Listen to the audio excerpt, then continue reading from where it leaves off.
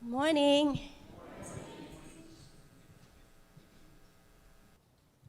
Thank you.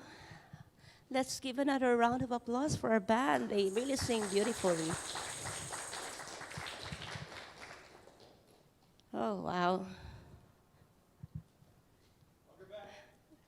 Oh, yeah, it's been months, right? Almost a year now.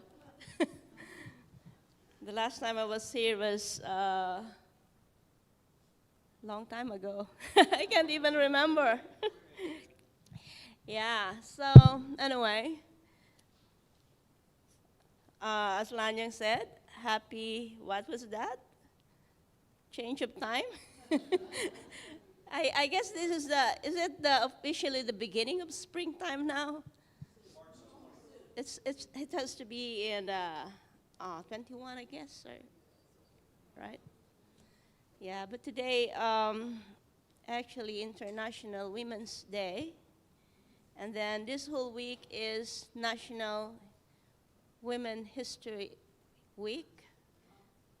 No, this week is National Women's History Week. And then the whole month of March is National Women's History Month.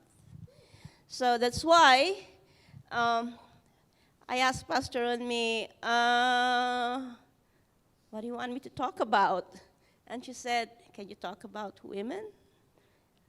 And I was like, well, and then she said, if not, you can talk about liberation of ancestors. Well, I leave that to some other people to talk about. But then, yeah, as I was thinking of preparing for this sermon, I actually don't know who to talk about. I mean, there are just too many great women, right? Hard to choose. Who do I talk about specifically? Or we can end up maybe whole day talking about women. So, but then I got the inspiration because last week we had our workshop, right? Remember Saturday last week? We had a Essence of Truth workshop. Somehow when I was preparing for that presentation that I gave,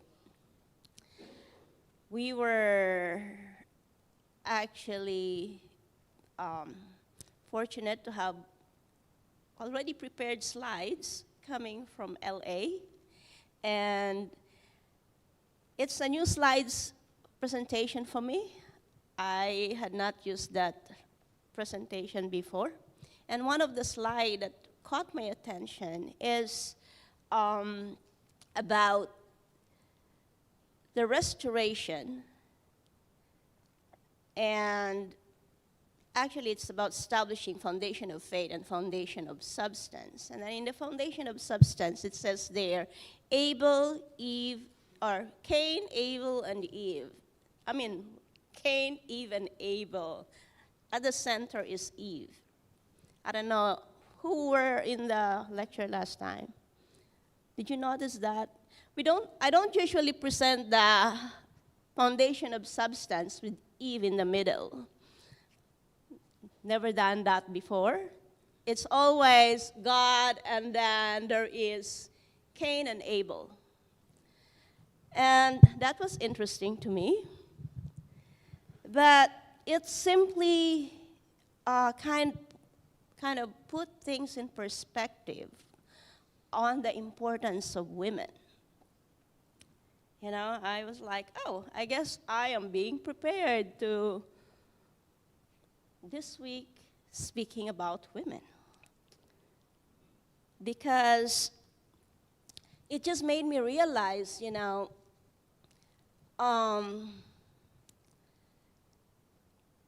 while many of us is so conditioned to thinking about men moving history, but actually women are there at the center, moving history.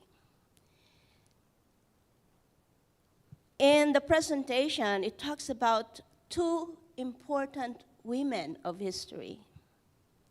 Do you know what their names are? It is Rebecca and Tamar. I tried to Google them, if I will find them in the great women list. Somehow, I did not find them. But then when I specifically asked if these are women of God, their names somehow came up. So, yeah, they are women of God. But what is interesting about Rebecca and Tamar, as I try to reread their story, is that both of them were just very ordinary women. You know, Rebecca is the wife of Isaac. And of course, she is the mother of Jacob and Esau. And I am thinking that during those days, people have no clue that these people, actually this woman, is realizing actually it's not one, it's the biggest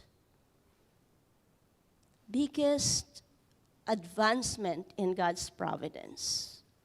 Giving birth of Jacob and Esau, who are the first in history to accomplish what God had been trying to accomplish from the time of Adam and Eve, after Adam and Eve fell. You know, that restoration of the position between the person standing in the side of God and the person standing in the side of Satan, or representing the archangel. Their story, their life, it was very ordinary. And yet, God fulfilled through them that foundation of substance that was for generations had been the goal. Nobody knew it. I think nobody knew it at the time. Actually, I believe nobody knew it even, before the coming of the true parents, right? Did you know that before? You've learned the principle? No, I did not know that. I thought it was just cool, There is the story of Jacob and Esau in the Bible. And then, but the presentation that we had, it really emphasizes on the fact that it was Rebecca, the mother, who helped her sons to fulfill their responsibility. It's kind of mysterious, Like very ordinary life, and yet God is working there mysteriously, creating the miracle. And then, of course, in Tamar's story, it's kind of the same way, Actually, Tamar's story is not, if Rebecca is not really that popular, Tamar's story is a lot more unpopular. Actually, I only heard that story through the principle. In my whole, studies of in my Christian faith, I did not hear the story of Tamar. But again, this woman is a woman of God. And through her, the fulfillment of God's desire that from the womb there will be the restoration of position, right, between the Cain and Abel. It happened there, right? We can only understand it from the perspective of the divine principle. So if you have not heard about the divine principle, please come join us in one of our studies, because those are important lessons to learn.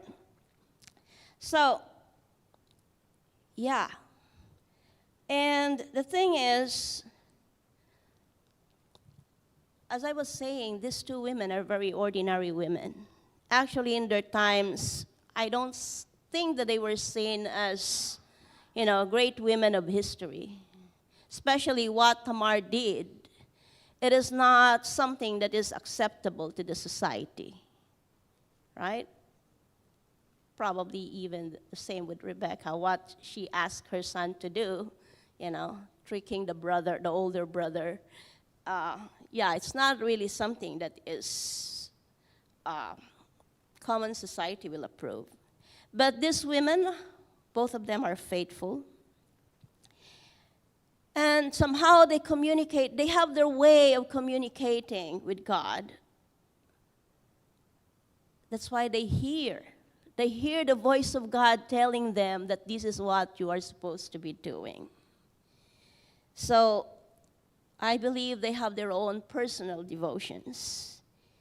And they act on what God asked them to do, even if it was not what the conventional world in their times would approve to do.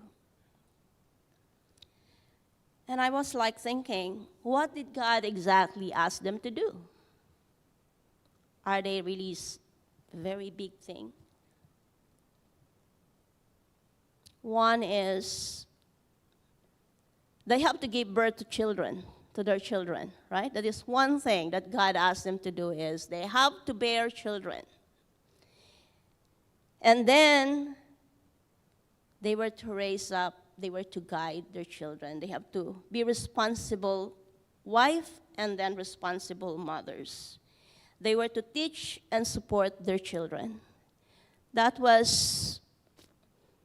I guess that was responsibility of each woman, right? So,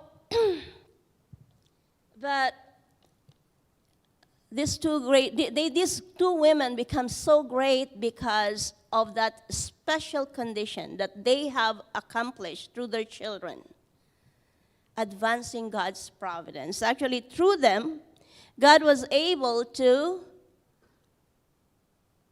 establish the so-called foundation so that he can send the true parents.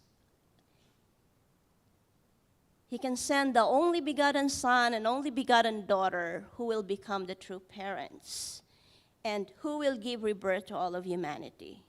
So all of fallen humanity could have been reborn and connected to the lineage of heaven.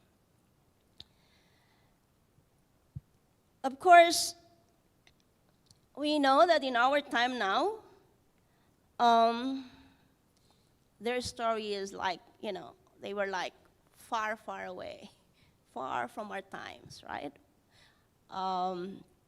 Yeah. And actually, closer to us is the time of the birth of the only begotten Son, Jesus. And there is another woman there that is also a woman of God, Mary, right? Mary is the one who God called to give birth to his only begotten Son.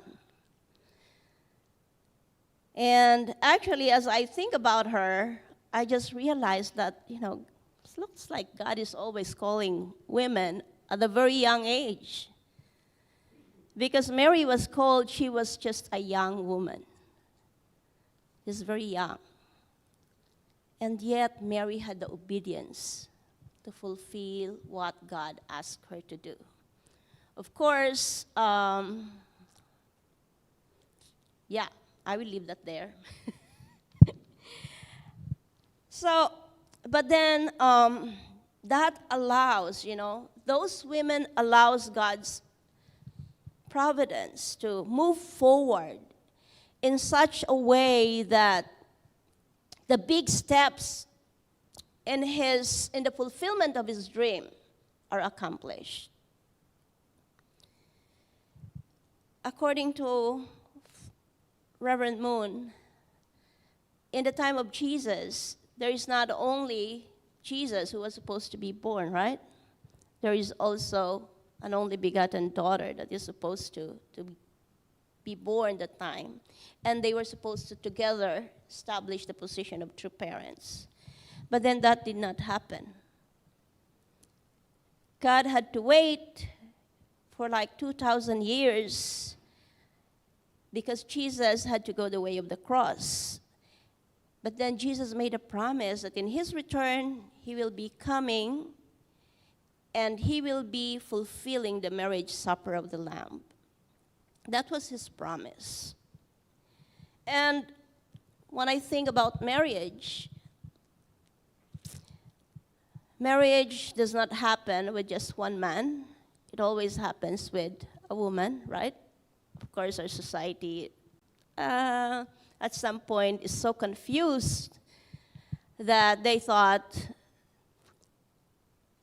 two men or two women can just get married together. But that kind of contradicts the natural world, the principle in the natural world, which we are a part of, right? So, now,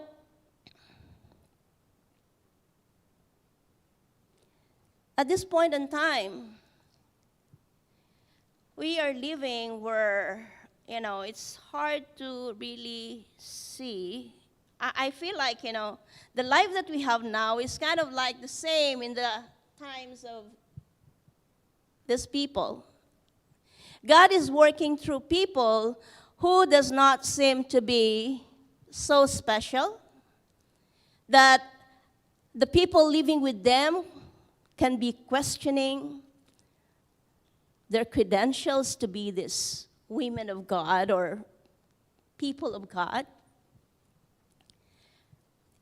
But I think we have to learn a lesson from history that God works through people that he prepared. I just realized that Rebecca, she did not just come, and she was not just chosen randomly.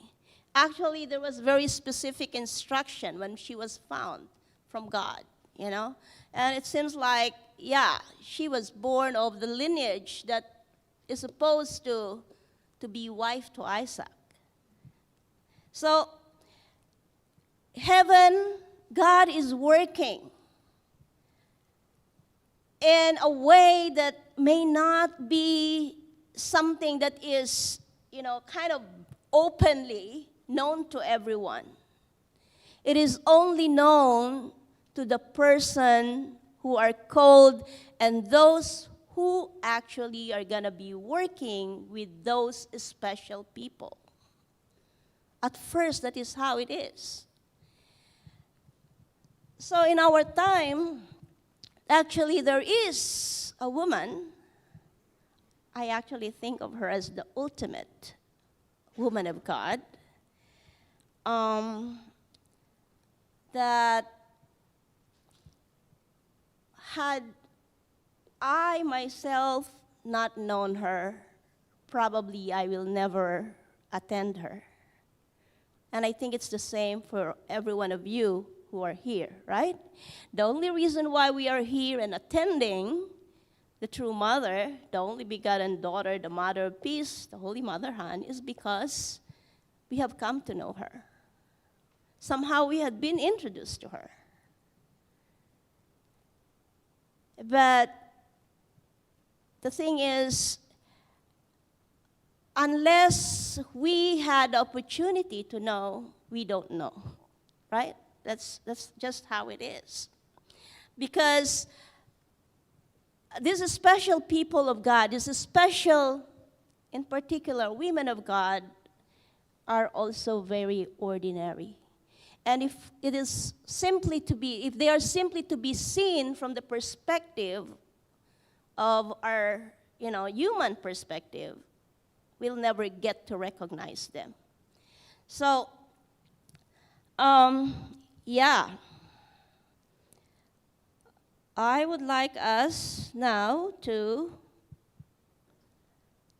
watch a video of the woman who God actually have chosen in our time to be that ultimate woman of God.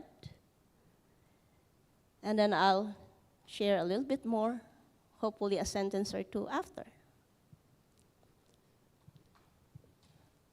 Let's watch the video.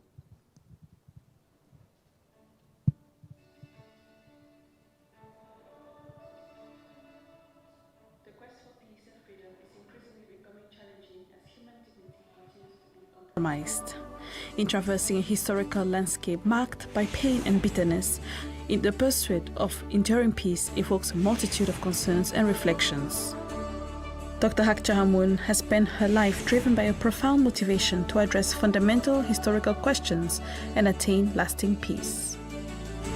We're in a stage now where he has created this wonderful woman, and he has created her to reveal to us. C'est une réalité. Madame Dr. Hak est véritablement reconnue comme étant la mère de la paix. I'd like to thank and extend my special gratitude to Dr. Hak Cha Han for hosting this summit and commend her long-standing commitment to peace and reconciliation.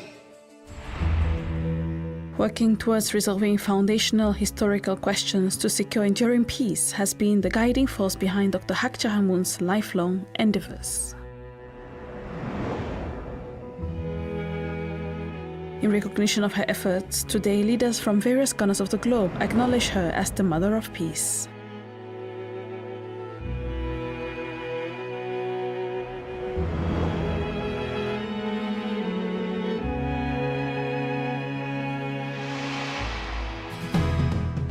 Dr. Hak Cha Han Moon, the Mother of Peace. She champions the cause of building a harmonious world, transcending religious, ethnic, cultural, and ideological boundaries.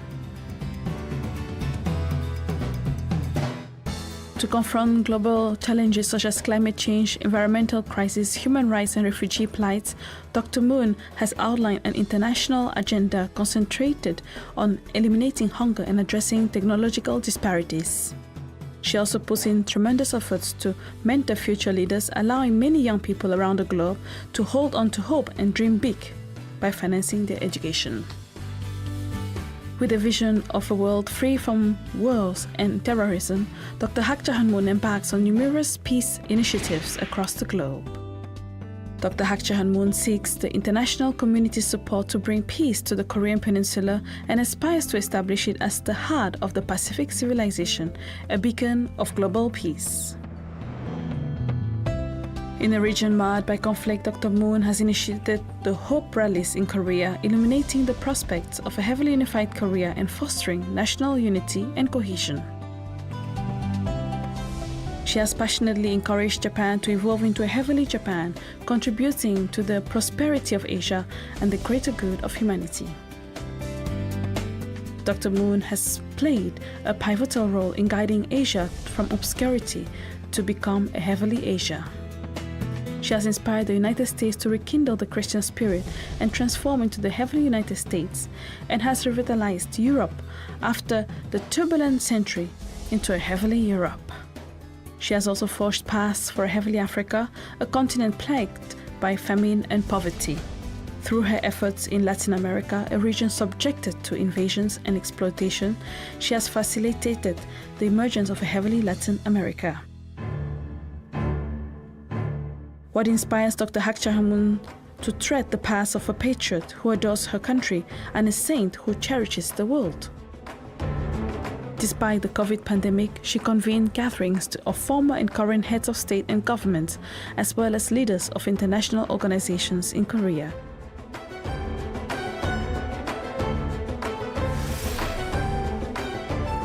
And online to share their wisdom during the Hope Rallies, underscoring her deep commitment to lasting peace.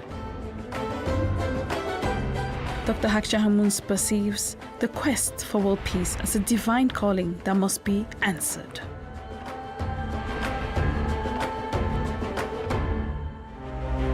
Today, Dr. Hak Cha Han Moon is widely known as the Mother of Peace and the Mother of Humanity.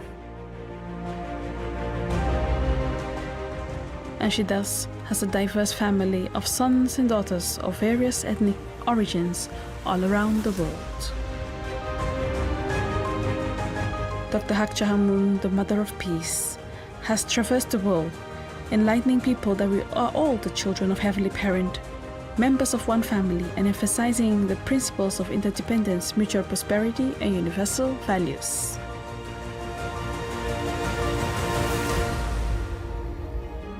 인간의 무지로 황폐해진 이 지구는 미래 인류의 희망이 될 수 없습니다. 우리 다 함께, 나와 함께 손에 손을 잡고 모든 나라들이 하나님 앞에 한 형제 자매로서 인류 한 가족의 꿈을 실현하는 그날을 향해 총진군하기를 부탁하며 축원합니다. Experiencing the pain of others as our own, to feel the joy of others as our own, and cultivating an altruistic civilization of true love where we live for the sake of others. This is the dream of Dr. Hak Ja Han Moon, the Mother of Peace, and our fervent hope.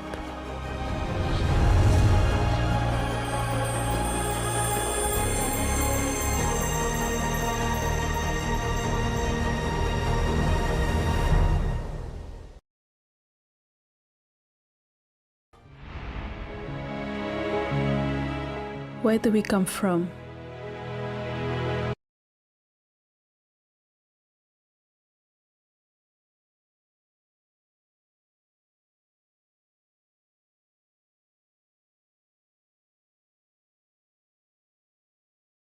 You know, especially from her beginnings. She was born, she was raised, you know, in a time of war. She went through suffering like an ordinary person. And her life, the same as those, like other women of God, she started attending God and called to fulfill the most important role, not as an adult, but as a teenager. She was 17 years old when she married Reverend Moon. And then from that time on, she walked the path of being the true parents. And from then on, she just continue, never changing her heart, never faltering.